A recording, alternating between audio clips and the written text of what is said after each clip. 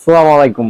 তো এরই মধ্যে অনেকে জানেন যে বাংলাদেশের মধ্যে সমালোচিত একজন মিল্টন সামাদদারকে গ্রেপ্তার করা হয়েছে, যে কিনা মানবতার ফেরিওয়ালা ছিলেন।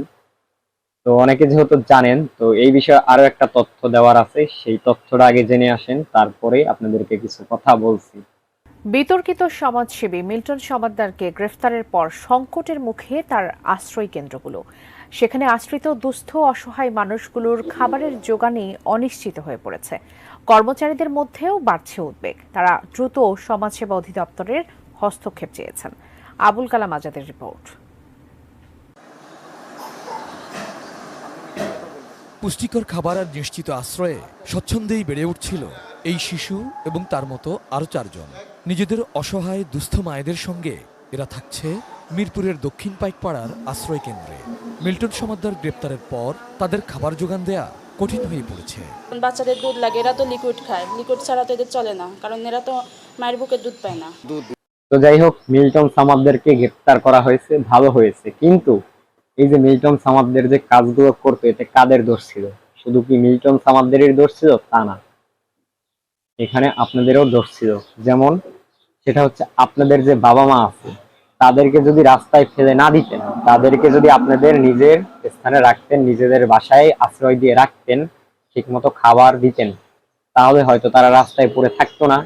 তাহলে মিল্টন সামাদ্দারের মতো লোক তাদেরকে নিয়ে, অসুস্থ লোকদেরকে নিয়ে সুস্থ করে তাদের কিডনি, মানে আমরা যতটুকু জানি, বাংলাদেশের সবাই জানি যে কিডনি, বিভিন্ন অঙ্গ প্রত্যঙ্গ বিক্রি করে ফেলেছে, সেগুলো করতো না।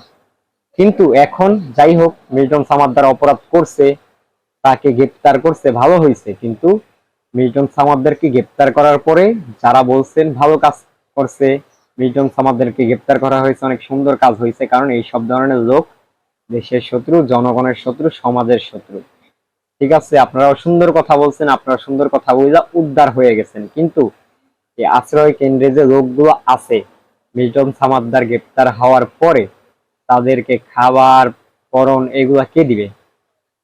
এগুলা কি আপনারা এগুলা নিয়ে একবার ভেবেছেন?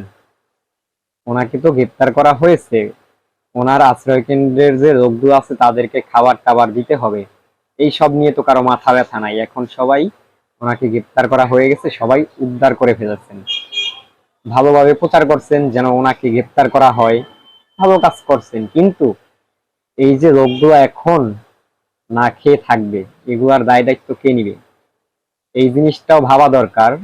কেন ওনাকে গ্রেপ্তার করা হয়েছে, ভালো হয়েছে, আপনারা এগিয়ে আসেন না কেন? এখন এখন আপনারা এগিয়ে আসেন সবাই এক এক করে, যে মিল্টন সামাদদেরকে গ্রেপ্তার করা হয়েছে, আমরা সহযোগিতা করি। আমরা সহযোগিতা করলে যেন এই সব মানুষগুলা খেয়ে পরে বেঁচে থাকতে পারে। যেখানে দেশের সমাজের লোকজনের শিক্ষার অভাব আছে, সেখানে সমাজের মানুষ কখনো ভালো হবে না। আপনাদের বাবা মাকে রাস্তায় ফেলে দিবেন, মিল্টন সামাদদার নিয়া তাদেরকে কিডনি মিডনি বেচা ফেলাইবো? ভালো তো, দোষ তো আপনারাই, এগুলো তো আপনারাই শুরু করলেন। আপনারা যদি ওনাদেরকে রাস্তায় ফেলে না দিতেন, ওনাদেরকে বাড়ি থেকে খেদায় এনে দিতেন, তাহলে তো মিল্টন সামাদ্দারের মতো লোক কখনোই এগুলা করতে পারতো না, সুযোগ পাইতো না। আর মিল্টন সামাদ্দারকে গ্রেপ্তার করা হয়েছে, এখন আর কারো কোনো দায় দায়িত্ব নাই। এটাই হচ্ছে আমাদের দেশ, দেশের সমাজ আর সমাজের মানুষের কাজকর্ম। এই অবস্থা যদি আমাদের দেশের সমাজের থাকে, তাহলে কি আমাদের দেশ চলবে এভাবে? এরকম একটা সুন্দর দেশের মানুষের মাথার জ্ঞান যদি এমন থাকে। যাই হোক, আমি একজন দেশের নাগরিক হিসাবে আমার চোখে যেটা পড়ছে, যেটা মনে হয়েছে আপনাদের সাথে শেয়ার করার মতো, সেটা আমি আপনাদের সাথে শেয়ার করলাম। তো সকলেই ভালো থাকবেন, সুস্থ থাকবেন, দেখাবেন নেক্সট কোনো ভিডিওতে। আজকের ভিডিও পর্যন্ত, আসসালামু আলাইকুম।